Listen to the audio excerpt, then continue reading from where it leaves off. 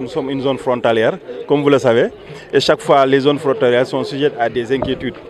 La traversée de les circulations des populations font que si nous ne prenons pas garde, on ne pourra pas gérer convenablement la sécurité. C'est pourquoi j'ai dit tout à l'heure, j'engage l'ensemble des forces de la région, l'ensemble des populations pour que nous essayons de mettre notre région en parfaite sécurité. Parce que si Kédougou est vulnérable, tout le Sénégal devient vulnérable parce que c'est une porte d'entrée.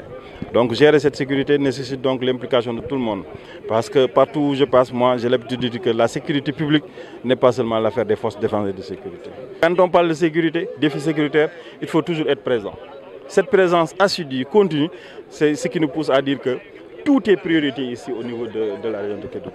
Maintenant, il nous faut faire dans les urgences. Si tout est priorité, tout n'est pas urgence.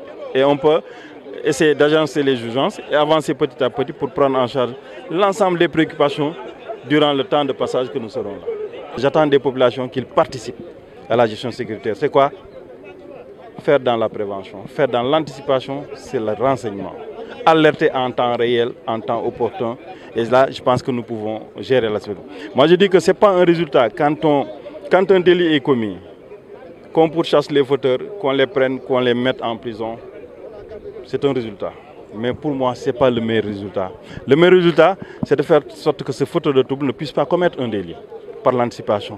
Et tout de suite le mettre hors d'état de nuire pour protéger les autres populations. C'est ça le réel résultat.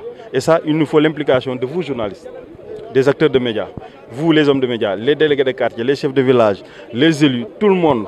Nous puissions mettre la main dans la main pour signaler ce qui est anormal dans le quartier, ce qui est anormal dans le village, ce qu'on n'avait pas l'habitude de voir dans la commune, ce qu'on n'avait pas l'habitude de voir, même si c'est dans un secteur orpailleur, qu'on signale, qu'on dénonce pour nous permettre de prendre les dispositions qui s'imposent.